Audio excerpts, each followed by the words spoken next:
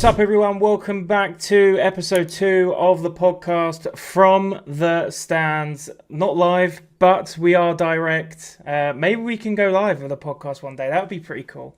But yeah, we got some live streams coming up in the meantime. We'll be doing some watch alongs. We've got some other videos coming out on the channel. It's not just going to be podcasts being uploaded.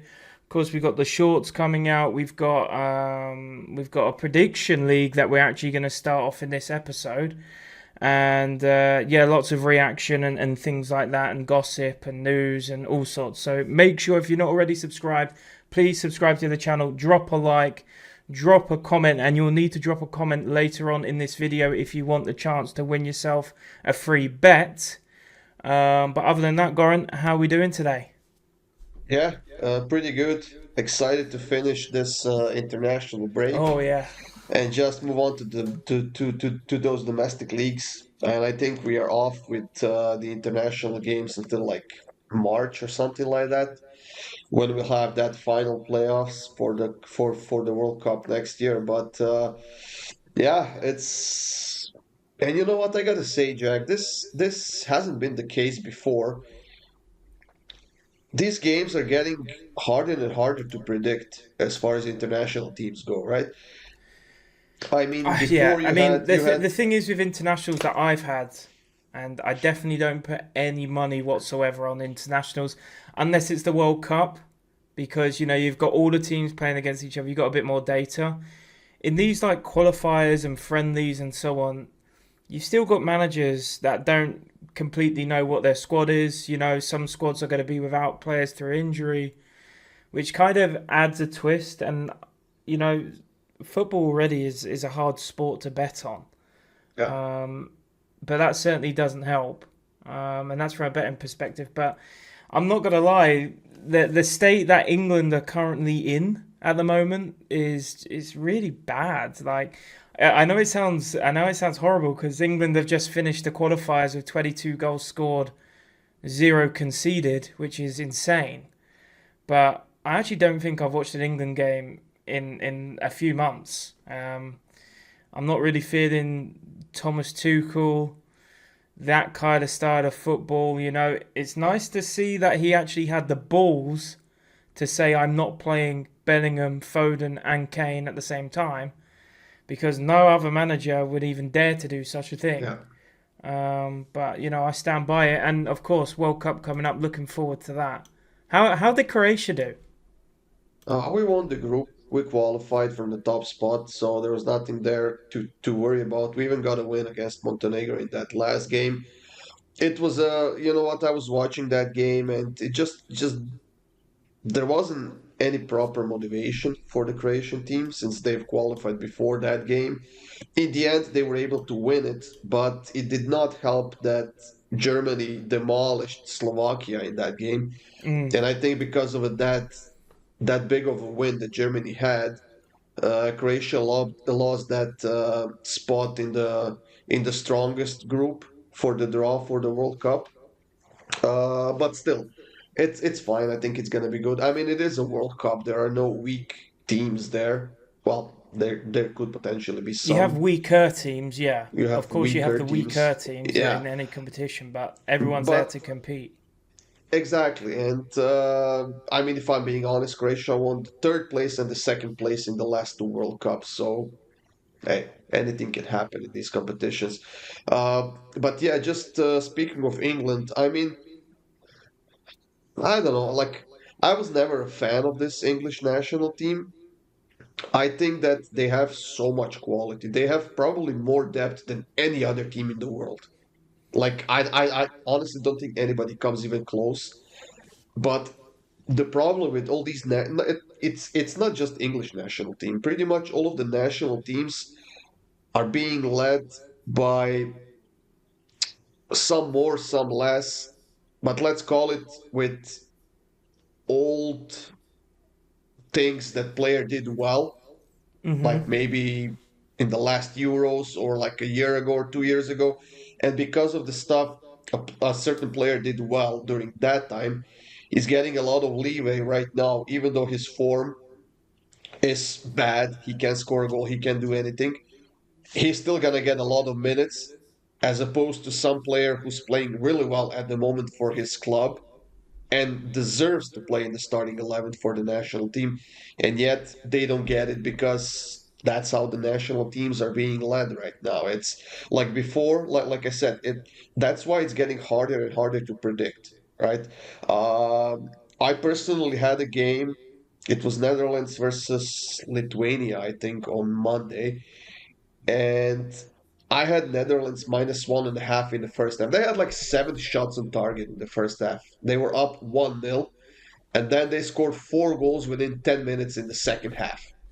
And my bet was just done. Dead. Yeah. And it's like, especially during the qualification, but like you said, in the World Cup or the Euro Cup or Copa America or whatever, you can look more deeply into the games because you know the players the teams are missing. You know that the players will not be saving themselves for their clubs potentially, and that's when you can make more money. But these qualifications have been pain in the ass, man. It just, and it certainly doesn't help that they're being played what, every month and a half.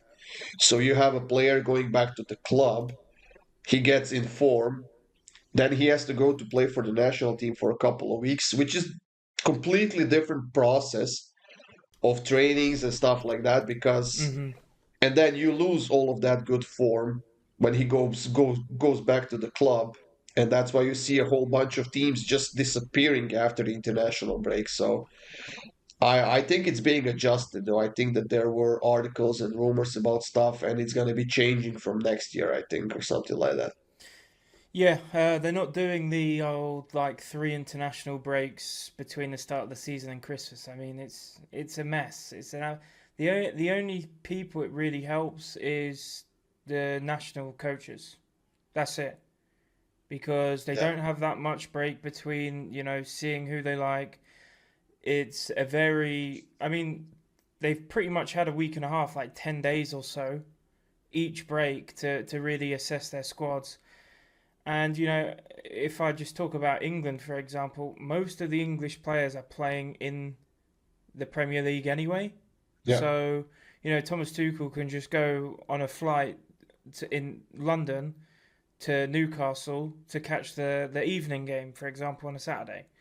So it's more so there to help the European coaches. Like I'm talking, your German squad, your Norwegian squad, your Danish squad, and so on. French, pretty much every major European team. But England are most certainly a team who keep most of their players in the same league. And what has hindered England a lot in the past is everyone talks about the English golden era where they didn't win anything, they didn't really come close to winning anything when they had Rooney, they had Beckham, Gerrard, Lampard, Scholes, all of these like legends of the game. Never ever got close to winning anything. And it's because they were literally, bashing each other's mums in the Premier League every single week. Yeah. And talking shit to each other essentially, so there was no real relationship there. With how the modern game's trended, you get the likes of Roy Keane say, "Oh, you shouldn't be shaking hands in the tunnel," you shouldn't be checking on how the other guy on the other team's doing. But that's just the way football is now. You'll have Bukayo Saka mingle with a Tottenham player, and the same with United, Liverpool, and so on. It's just football has completely changed, and you could probably argue it's benefited the England squad. But yeah, I mean, I feel like the French team has always had like a good compact squad. Like maybe some attitude in some players hasn't been the best, but I feel like the most French players get along. Same goes with the German squad. Brazil as well. The Brazilian squad. Let's not forget, like the South Americans. They tend to usually get on. Maybe not so much the Argentina Brazilian, but the Brazilian will always chill with Brazilian, and the Argentinians always chill with the Argentinian. So yeah, I don't know. I feel like England's. It's a weird one. It really is a weird one. I think everyone is very, very cautious of talking a big game about England because, again, new manager. It's not going to be the Southgate era, which everyone pretty much wrote off and somehow they made it happen. Um, but yeah, I don't know. I don't know who to predict. I think, like you get every year, there's going to be a team who shock Yeah. everyone, like Mexico, for example, or Turkey can do another really good run like they did at the Euros.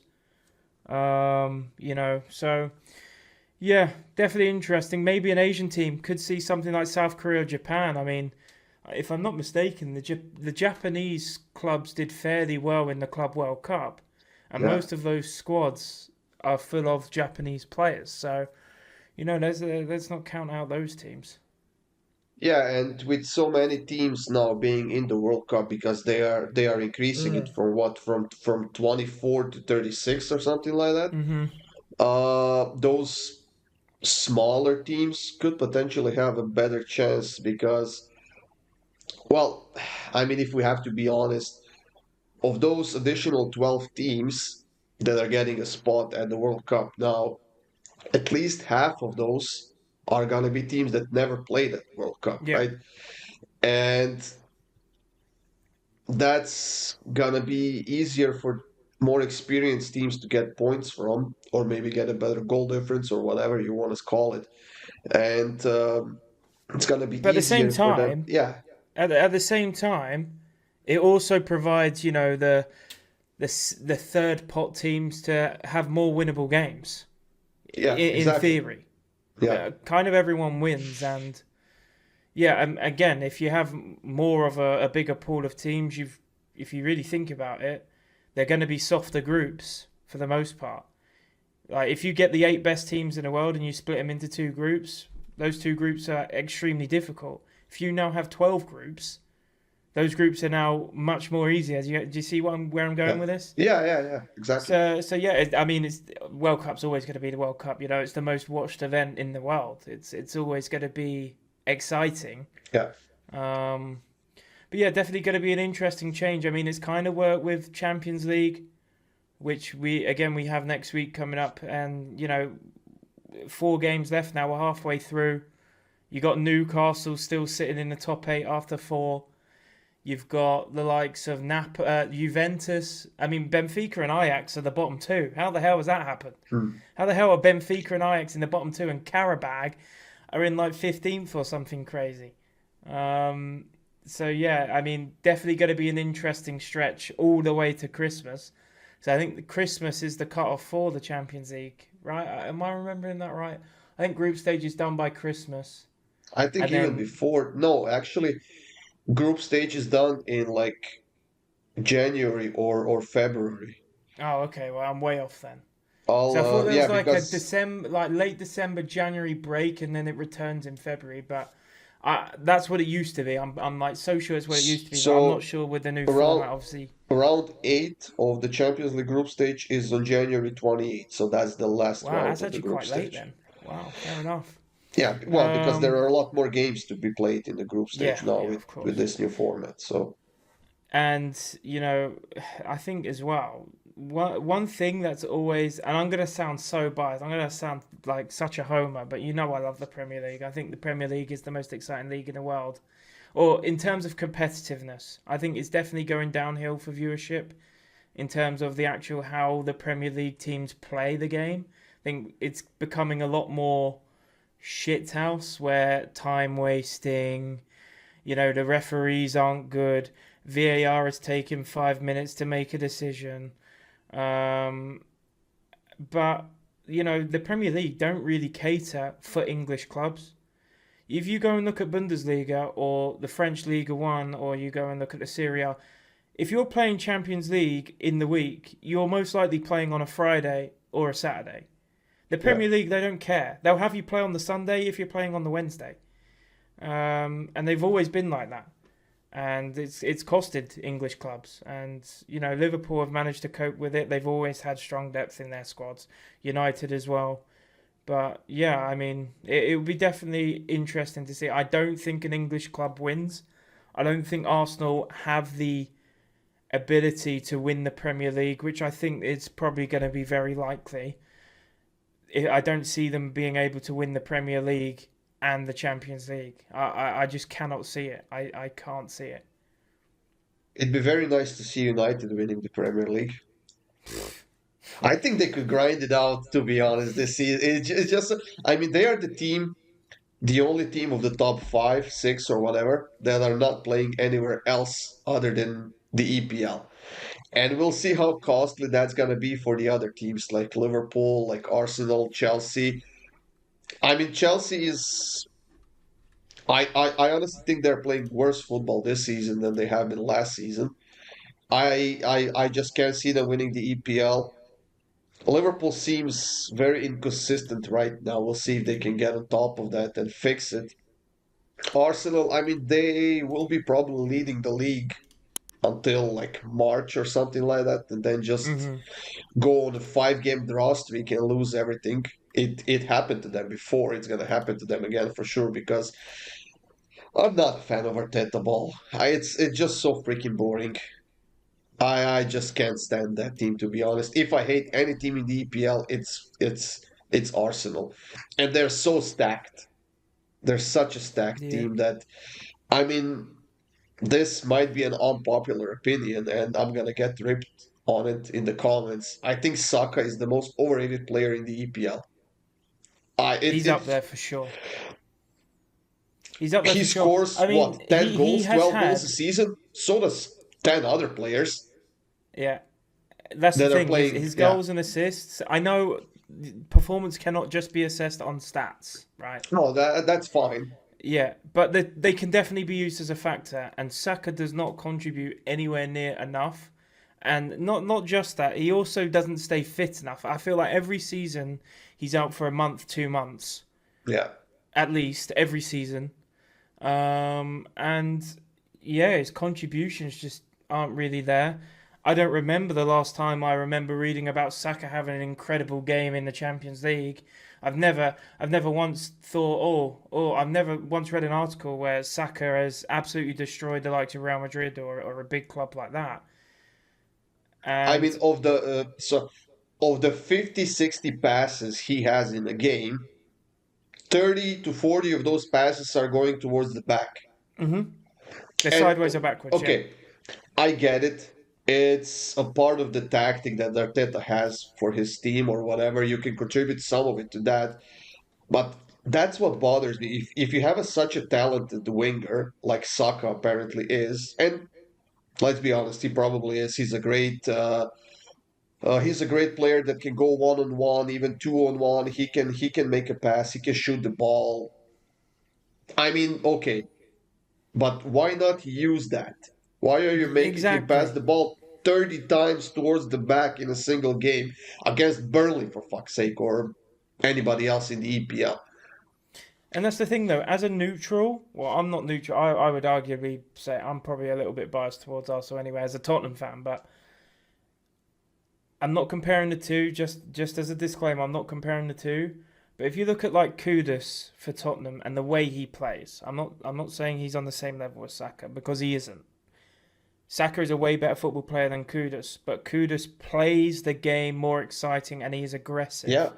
yeah, You'll see Kudus. He'll face you one on one. He'll see loads of green space behind him. He'll literally kick the ball and he'll run after it.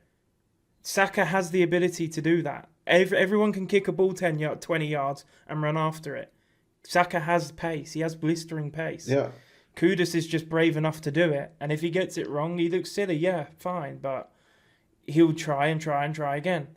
And as a neutral, you consider the flair. And I don't really care that much about flair in players or anything like that. Even though my favourite player of all time is Ronaldinho. Uh, Ooh, love that guy. I mean, That's what a that's baller! that's my See, guy. let's put a smile on your That's face. oh my god. Yeah, I flair's love not a that big guy. thing for me. It really isn't. If you can play the right way, and my opinion is the right way is wingers should attack fullbacks because fullbacks in reality are failed centre backs and midfielders. They are arguably the least skilled player on the pitch. Just take them on. You're the better player. You're playing Yeah. right wing for a reason. Take on the fullback. Yeah, it's like if Flick went on the pitch and said to Yamal and Rafinha, just don't go 1-on-1, just pass the ball back and. It's like But even like if you Cucurella have does that, it. yeah, Cucurella does it in left back for Chelsea. He'll run up the wing because Chelsea, they play their wing backs and they don't really play wide. Like yeah, they play Sancho and so on, but Sancho tends to cut inside and plays more of like the inside forward. And isn't Sancho in Cuc- Aston Villa now though? I'm just using last season as an example. Yeah, But yeah, he is. But like Cucurella, every time I used to watch him last season, he even does it for Spain, where he'll run up the wing, he'll get the ball, and then he'll turn and pass backwards. You've got yeah, nowhere. You've literally done nothing, and it's just boring to watch. It really? yeah, Grealish is another example. I mean, Grealish is a good player. He can take players on, but if you actually watch him and the way Grealish plays, he'll face up his defender. He'll go chest for chest with the player. He'll then kind of dribble sideways, and then he'll cut back and pass backwards. It's yeah. just so annoying to watch. It really is He's not annoying. doing it so much now in Everton because he has all the freedom he wants. But in City, that's exactly what he was doing. And in Yeah, yeah, yeah, City, yeah, exactly. like if you spend how much they spent, 100 million on him? City, yeah, it was 100 mil, and Declan Rice demanded, and I don't know if this is an exclusive. It might be an exclusive, but this is, I can promise you, it's fact from my sources. Declan Rice demanded that he had his transfer fee, 2 million above Grealish's, so he then becomes the most valuable English player. That was Yeah. his demand from Hmm. verified sources. Yeah, and I mean, you spend $100 million, euros, whatever, on a player that you want as a coach, as a general manager, as a club, whatever, and then you don't let him play his game. But that's just the reality of Pep Guardiola. I mean, if you want to like okay, so it's not true for everybody because obviously he raised some players, a lot of players, to a different level than they were at when they joined City. I mean, there's no doubt about it. He finds a player he likes and he's gonna give him. But if you had no intention of letting Jack Grealish be the player he is, the player that he was built in when he was at Villa, when he was one of the best players in the league, and you spend 100 million. I mean, why did you spend 100 million on him? Right? Yeah, It's just a waste of money. Is it because you didn't want anybody else to have it? I exactly, mean, yeah. come on, that's just ridiculous. I just think I don't really know what the transfer policy is with City, but like you said, Pep has really developed players. You like Bernardo Silva, for example.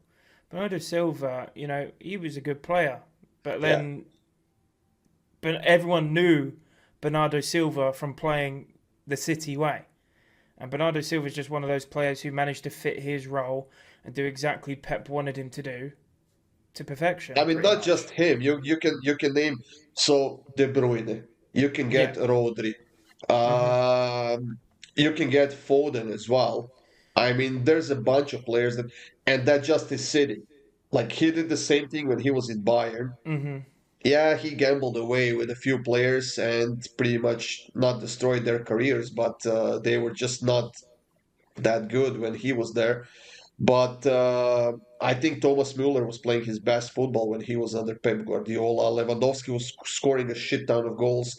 He had to adjust his game as a striker as well. I mean, Kimmich and a bunch of other players. He did the same in Barcelona, right? Under him, it was Xavi and Iniesta who shined, right?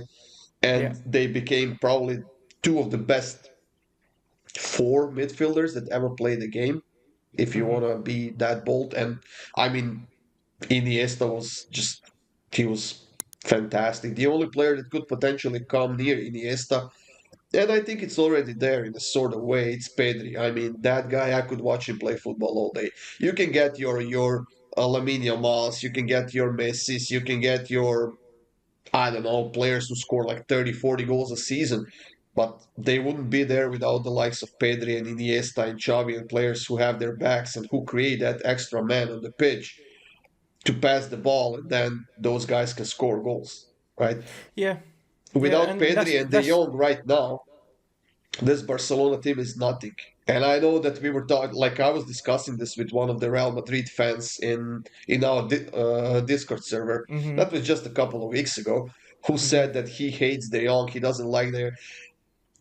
I guarantee 99% of Real Madrid fans would take Frankie De Jong as their midfielder right now Yeah. because Yeah. this is what they're missing. Like Toni Kroos and Luka Modric type of midfielders, that's what they are missing right now.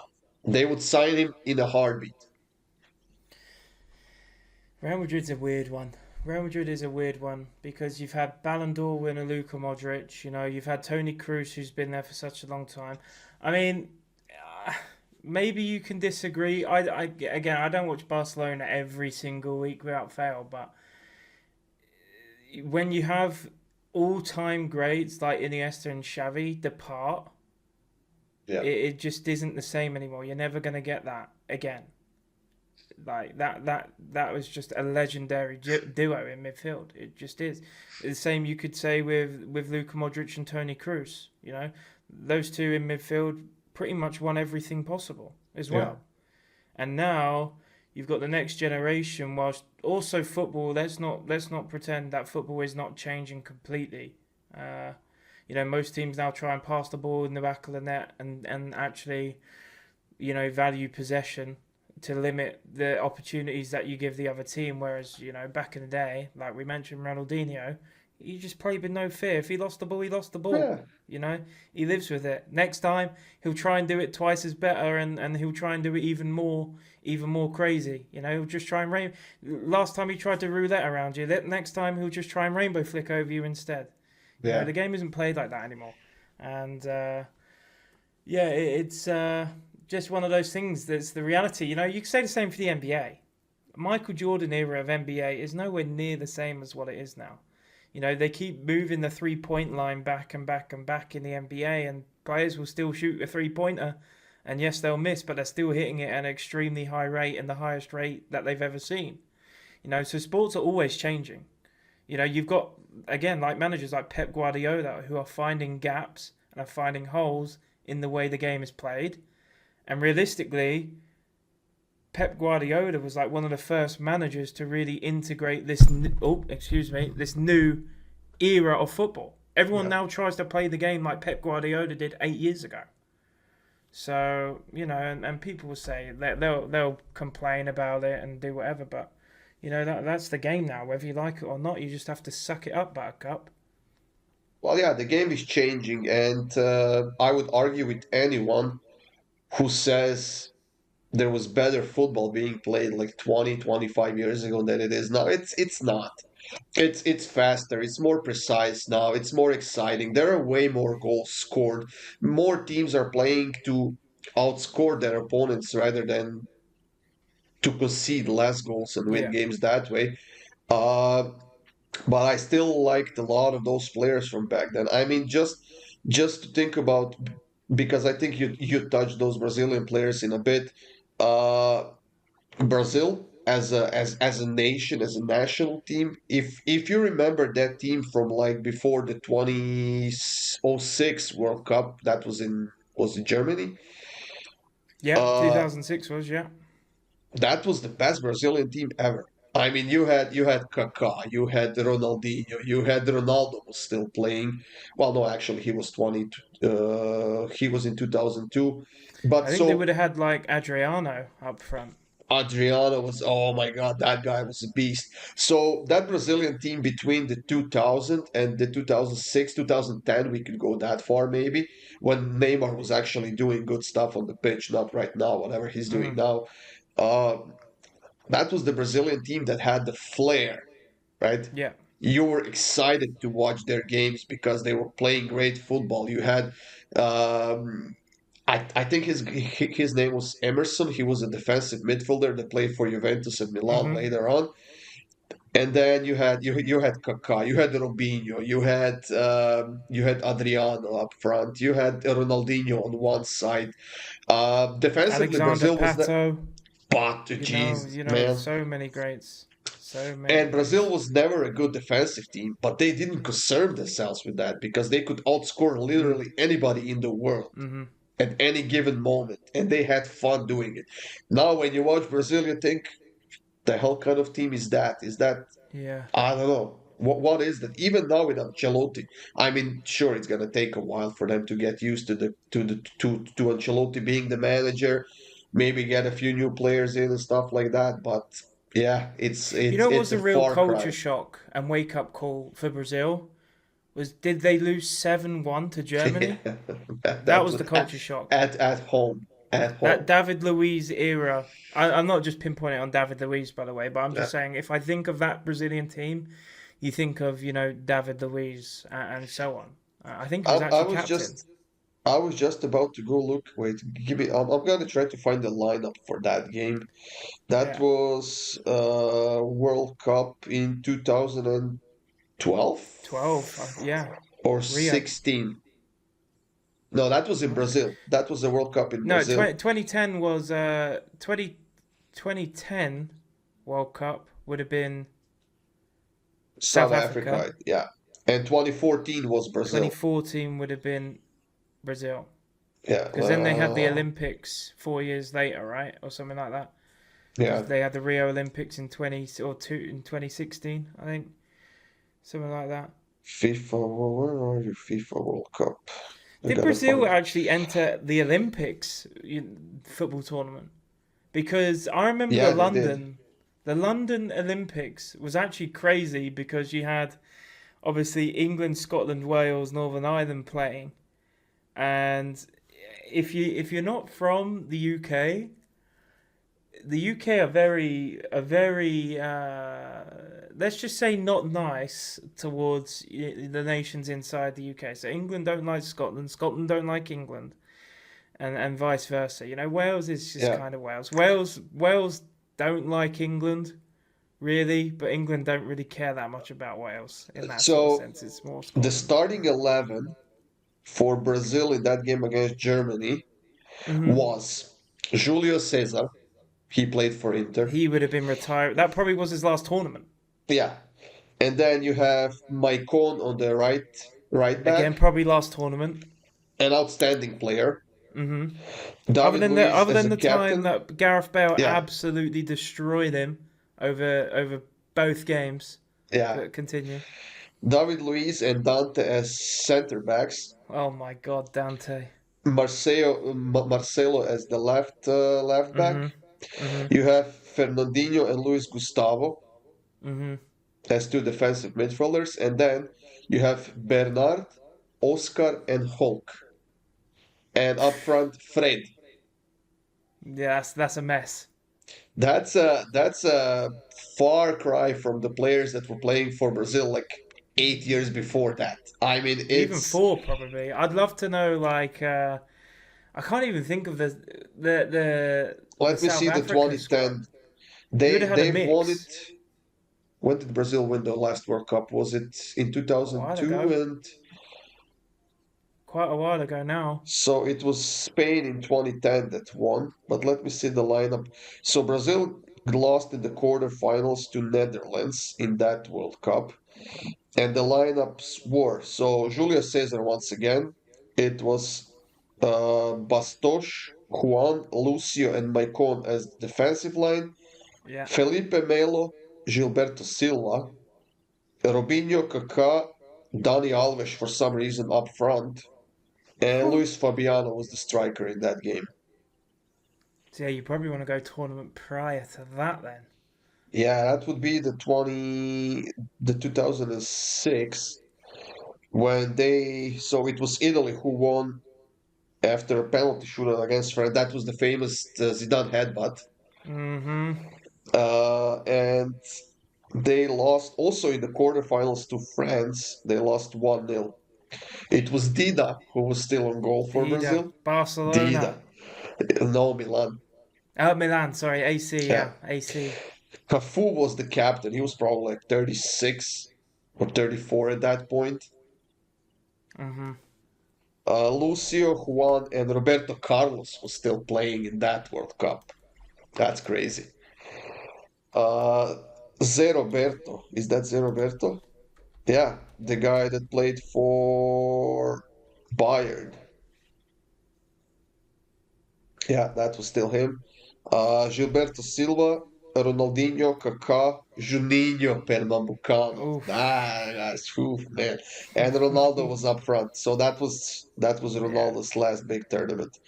But listen to the French lineup that beat them. Fabian Barthez on goal. Legend. Abidal, William Mhm. Gallas, Lilian Thuram, and Willy Sagnon was still playing on the right back. Mhm. Mhm. Maluda, Vieira, Makelele, and Ribéry. That In that front of midfield is them, crazy, by the way. That midfield is crazy.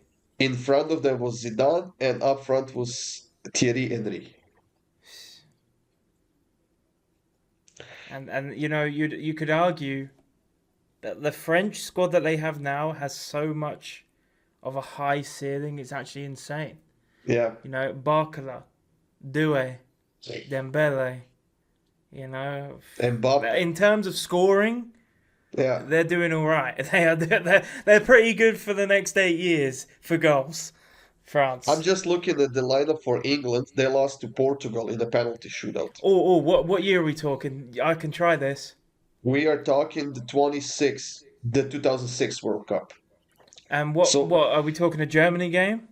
no, they lost to Portugal in the quarterfinals after a Oh penalty yeah, shootout. on penalties. Yeah, So and I was so I'll mad. I'll let you name some of the players if you can. So in goal would have been Paul Robinson. Yeah, Yeah, okay.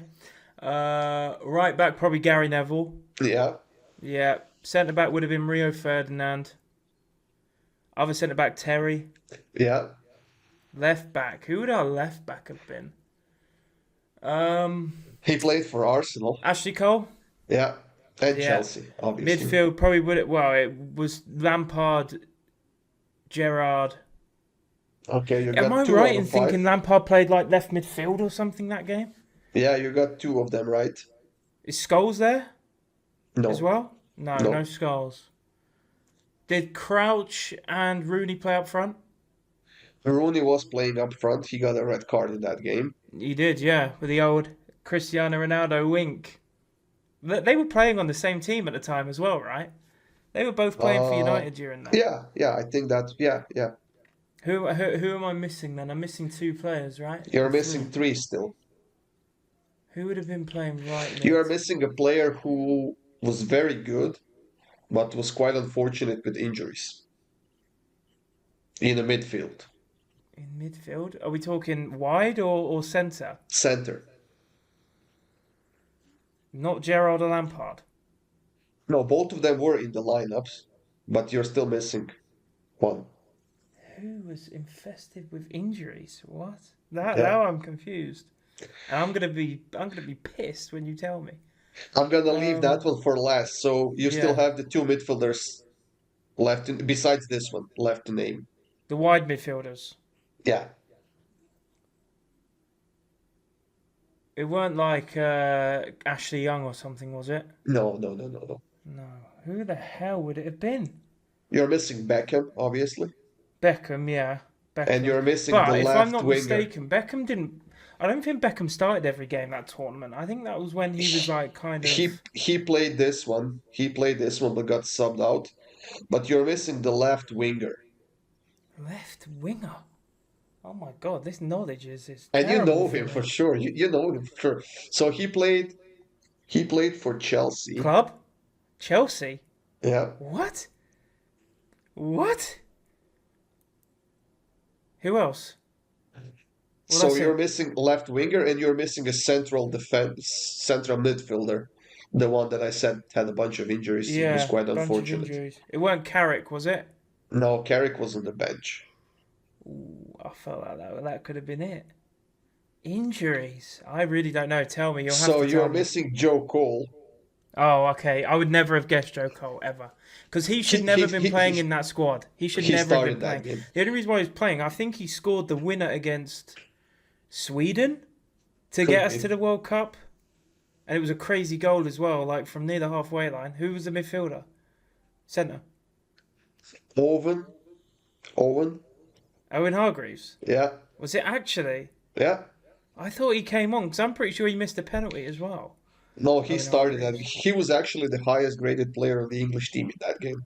Wow. Wow, wow, wow. I mean, Owen Hargreaves, I mean, he's been there and everywhere, hasn't he? He went to Bayern. I'm pretty sure No, it wasn't Owen Hargreaves. There was Well, another English player from who, Bayern, he went to Real Madrid where he suffered a yeah, bunch of injuries and just disappeared. yeah, Right? uh-huh. He does like punditry now, I think, for TNT Yeah. in the And I'm just UK. looking at the Portuguese lineup for that game. Ricardo on goal. Uh-huh. Nuno Valente, Ricardo Carvalho, Felipe Meira, and Miguel, Maniche, Petit, Thiago Mendes, Luis Figo, Pauleta, and Cristiano Ronaldo up front. Man, I got so nostalgic with all these Yeah, it's players. pure nostalgia right Like, there. That's you know, nostalgia. All juices are flowing with nostalgia right there. Jesus, Rui Costa, and like, oh my God, what a player he Back was. when life was much more simple. When they weren't making like 20 million a season, Yeah. that That's was the fun. that's the thing now. Money's killing the Money, game. oh, Money's money's kill. killing that. It used to be for the pride. Even 20 years ago, it was for pride. Like money was in the game since like Beckham went to Real. Money. That's when money came into the game properly. Yeah. Um, I but will now it's fight. just about I will money. fight anyone who says players go to Saudi Arabia for a competitive football, okay? I will fight anyone who says that. That's ridiculous. I know Ronaldo say on the Piers Morgan podcast that people will bash Saudi League. It's still hard to play. It's hard because of the conditions. It's not hard because the skill level is high. You're just getting old. You're not Yeah. as good anymore. People are literally. You've got Portuguese fans literally saying he shouldn't be starting for Portugal anymore. No, he So don't shouldn't. sit there and try and tell me Saudi League's hard. It's hard because of the conditions that you play in. The pitches are crap, and it's 40 degrees pretty much all year round where you need to play. That's the Yeah. reason why it's difficult. It's not difficult because the skill level's high. I'm sorry, I can't accept that. I By the way, cannot it was accept that. said so he got a red card in that game against Ireland last Mhm. week. Mhm. And apparently he's gonna be suspended for the first two games at the World Cup. For the Really? first two games. I Because didn't there know are they no carried. Oh Well, wow. because there are no competitive games in between for Portugal, Well, yeah, of course, yeah. so he's got nowhere to get it done. So Wow, yeah, I did not know it's that. Wow. that's what was being said after that red card. But I don't know. We'll see what. Of course, FIFA's gonna get their I'll need to fingers. fact check that after this. Maybe Yeah. maybe we're wrong. By the way, Anyway, let's I have to give a shout out to Mr. Troy Parrott from Ireland, scoring 5 goals in the last two games and getting Ireland to the playoffs for the World Cup qualifications. My God, and that last second goal against Hungary that actually got it done. So that guy scored five he's not goals. had an easy career as well, Troy Parrott. He No, hasn't. Mourinho said he has potential, but then kind of never really gave him a shot. He was constantly going out on loan with Tottenham. If you go and play like I don't know if anyone watching has played Football Manager, but if you played Football Manager between like 2015 to like 2018, Troy Parrott was literally getting signed by Barcelona, Real Madrid, and all these yeah, teams on every single save, every single one. And his potential, 10 years ago, 9 years ago or so, I don't know how old he is now. He's probably like 28 or so. But he was like spoke about for years when he was 16, 17, 18 in the Spurs academy. Spurs decided to keep him, and he was kind of like playing for the under 21s for Spurs because they wanted to have him available because you had Soldado or Harry Kane. yeah. I can't remember the exact era, and he kind of just was left to rot away. He had some injuries as well. I think he had a big injury when Mourinho was at the club, and then he ended up just going out on loan. His loan spells haven't worked. You think about Harry Kane. Harry Kane went out on loan to Leicester. He went out on loan to Arsenal at some um, point, wasn't it? Norwich. He's been loads of clubs. He went to loads of clubs, and then he wasn't good at many of them. He wasn't that good, and then all you need is one little 3 month stint as any Yeah. professional at a high level, and that's it. It just sticks with you. It just sticks with you. Anyway, uh, folks, we are starting a new segment on the podcast, and you guys can tune in as well, or you guys can join in as well. So what we're going to do is we're going to reveal the 5 marquee matchups for the weekend. You need to get your predictions in the comments locked in by the first kickoff. Whenever that is, I can't tell you what the first kickoff is in this fixture, in this 5 list of fixtures. But if you type a comment, you will be eligible to win a giveaway at the end of the month for a free bet. If you also get 4 out of 5 correct, we'll give you $50. That is cash. Your comments cannot be edited. That is very clear. If you do not like your predictions, you need to delete your comment and type a new one. If it says edited, it's completely void. So we're also going to be doing our league as well. Of course, Kirk isn't here today, but he has given us his predictions for the week. And by the end of the season, we'll see out of me, Goran, Kirk, and of course the viewers as well. Maybe we can get some sort of like viewer graphic. Maybe we can take the best predictions from the comments every week and you guys can compete against us. But basically, what it's going to be, you're going to get 5 points if you guess the score correctly, Goran. You're going to get 2 points if you guess the result correctly. So if, let's just say it's Chelsea versus Arsenal. You say it's 3-1 Chelsea. It finishes 2-0 Chelsea. You'll get 2 points for that. Okay. If you get it spot on, you get it completely correct, you get 5 points. And we'll add it up every single week, all the way to the end of the season. As I said, you guys can join in every single week as well. We'll be doing a giveaway every single podcast episode. Of course, these are going to be released every single week, so you have a new opportunity every single week. So, let's get right into it. First big game of the weekend. Again, it's going to sound a bit biased, apologies, but it's a big one, Goran. It's Arsenal versus Tottenham. 2-0 Arsenal. 2-0? Yeah. You're going 2-0 Arsenal? I mean, Tottenham aren't going to win. I think the last time Tottenham won at the Emirates, I was actually there. And I believe it was a 2-0 victory. It might have been 2-1. It was 2-1 or 2-0 in the Carabao Cup. I was there behind the goal. That was good fun. You've gone with 2-0. I'm going to go with... I think Tottenham can score. This derby does see both teams score quite a lot. I'm going to go 2-1 Arsenal here. I'm going to go 2-1 for this one. Next Kirk one. Kirk has 3-0 Arsenal. 3-0 Arsenal for Kirk. Has he actually already given them? Yeah. Oh, wow. 3-0 Arsenal. Oh, that's horrible. I hope not. That's going to ruin my weekend. I think that's Saturday game as well. I think it's... Oh, that's going to absolutely ruin my Saturday. And, you know, my theory is if you go into the game already expecting to lose, you can never be disappointed. You can never, ever be disappointed, especially supporting Tottenham. Next big one. It's a big derby in Italy, Goran. Inter versus AC. Of course, last few battles we're going to see, I believe it's being played in San Siro, right? San Siro is ready to be demolished. Has it already been demolished? No, it's still San Siro is still being used, right? Well, apparently they're going to court now because there was some save stuff. it, please, for the culture. Save the San Siro. Anyway, Inter versus AC. I'll start. I mean, Serie A has been infested with draws this season. I don't know what the history is on this derby at all.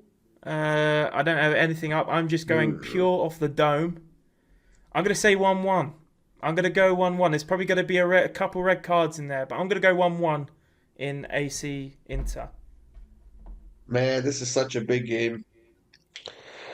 You know what? It's just a big game for their season. I mean, yeah. AC haven't had the best of years as of recent. I'm going to go 1-2 Milan. AC Milan. AC 2-1. Yeah. Bold. Very, very bold. I just can't pick a winner. I think if you're picking winners in the Serie A this season, you're kind of doing it wrong. Yeah, I think Serie A has had like twice as many draws as any other major league so far this year, or something similar to that. And they are going back to the old-fashioned Serie A. Yeah, I mean, again, we can go on all day about the nostalgia of those squads. Jeez, man. It's crazy to think as well. Like, didn't who? I mean, Ibrahimovic played for both, right? Yeah, Ibra he played for did. Inter and AC. He played for both. Um, There there's a was couple other somebody players who have else. played for There both. was somebody else, I think, but I can't remember who Didn't it Pirlo was. play for both? No, he played for Juventus and Milan. Did Pirlo never play for AC? He played for Juventus and AC Milan, Oh, not Inter. not Inter, no. Okay. It was Uh, Ronaldo who played for both. yeah. Of When he course. started his European career, he was, well, after the PSV and Barcelona, I think he went to Inter. Uh huh. And then towards the end, he went to Milan, to AC Milan. Interesting. Yeah. Interesting. Dortmund versus Stuttgart in the Bundesliga. I mean, this is like the most exciting Bundesliga game that I've seen this season. That I've seen this weekend. I mean, both teams playing pretty well. Theoretically, Yeah, I mean, but Stuttgart we know score goals, Stuttgart on but the road Dortmund, is not good. yeah, yeah. I I'm mean, I'm I'm I'm going. going. Go Go on, go ahead, on, you go ahead. go. 1-0 Dortmund. Oh, really? You're only giving them one. Yeah. I'm gonna go 3-1 Dortmund here. I'm gonna go 3-1. All right. Next one. It's your boys actually. Barca Bilbao. Yeah. I I've mean, been you saying love a bit of this. Bilbao according to Kirk anyway. I he thinks I'm in love in Bilbao, but I'm really not. But I mean, it's a fact that Barcelona cannot defend. It just can't. I mean, with Araujo and Eric Garcia playing central defenders, this is just one big mess. I'm going 3-1 Barcelona. Yeah, I think it's definitely going to be a game where it's not if Barcelona score, it's how many they score. I don't think they concede. I know they've been conceding, but I just don't think they do. It's Bilbao on the road. I'll go 2-0 Barca. I think it's, you're coming back from internationals. Most of the Barca team have been playing all well for the last 2 weeks for their national clubs. I think it might not be the easiest of starts. I'll go 2-0 Barca in this one. And then finally, folks, another big Italian matchup, Napoli versus Atalanta. Now, of course, Atalanta playing in the Champions League last season. Are they playing in it this season? Playing this season too. Yeah, they're playing it in this season. I didn't want to sound stupid then. I was like, pretty sure they were. Yeah. I mean, Napoli aren't doing great in the Champions League, but yeah, I mean, again, both teams considering midweek game. Napoli at home to Atalanta. I think Napoli again. I've just said you shouldn't take winners, but Atalanta haven't been that great this season, really, in the league. I'll go Napoli 1-0. Napoli haven't been dominating games really in terms of scoreline. I'll go Napoli 1-0. Yeah. I'm taking the same. I'm taking Napoli Yeah. 1-0 Oh too. Yeah. wow. Atalanta just fired their coach before the international break. They are getting a new one. I'm not sure if anyone's been confirmed yet, but or not. But yeah, they are in a bit of a mess. Kirk actually has 1-1 in this one. We haven't been saying Kirk's results, Kirk's picks. 2-1 for Inter. He has 2-1 Inter. Has 1-1 Napoli. Has 3-1 Barcelona. Mhm. 3-0 Arsenal and 3-1 Dortmund. Well, there you go. So there you go, folks. Get your scores in the comments. And of course, if you want to come back after and let us know and ping us, maybe reply to your own score. We'll be looking anyway, but either way, it's $50, guys, if you get 4 out of 5 at least. And we'll also be picking one comment from the month of November to win a free bet on us as well. And of course, we reach out to you as well. Discord, it's in the comments, in the description is the Discord. Go and join there. That's where we're also going to be putting the standings. If you want to also put yourselves on the standings, it's going to be an option for you to do that if you want to, like I said, join us week by week. Other than that, folks, as always, thank you for tuning in. We'll be back again next week. Going to be looking at doing Friday uploads, of course, ready for the weekend's football action and so on. Goran, you got anything to say before we sign out here? Not really. It was a nice conversation that we had. A nice quiet one without Kirk, I I really hope he's enjoyed it. watching You this. know what? He's But I'm probably still not missing watching this. Kirk. We could say anything we want, I'm really. still missing Kirk, man. It's the three of us that I mean when we are together, it's just entertainment, and hopefully he gets a nice rest now when he's on vacation, and hopefully he's back for the next week's episode. I mean, yeah, he's literally in. He could go to the Inter AC game if he wants to. What's he doing? What is he Like we are doing? literally within a couple of hours flight between the three of us, right? His Mm-hmm. is Sicily. I'm not sure if Yeah. they're going anywhere else other than Sicily, but you are quite close to him. You could just Yeah. swim potentially towards there. I mean, he's probably. I mean, my geography's not great. He's probably in the middle of both of us in a way because you're kind of like up to the right, aren't you? But either Yeah, way, folks, it's been an absolute pleasure. Once again, we'll see you next week. Make sure you drop a comment, like, subscribe. It's all appreciated. And of course, Discord is there if you want to join us over there as well. We'll see you next week. We'll see you later. Look after yourselves. Have a great weekend of sport in action. And we'll see you next Friday.